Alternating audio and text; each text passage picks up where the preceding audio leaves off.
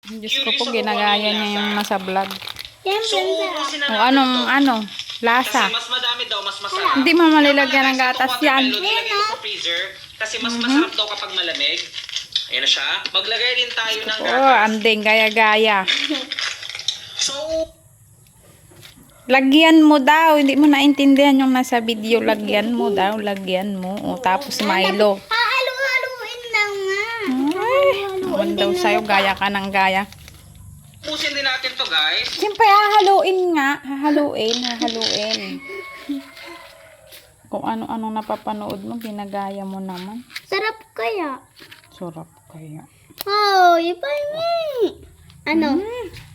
Hindi nga masarap. Sarap. Masarap yung kamuti dyan. Nilagang saging. Ang lasa. Ang tingnan mo. Sarap. Saka nilagay yun sa freezer. Hindi mo naman nilagay sa freezer. Ilagay mo muna dito. Ito naman sunod.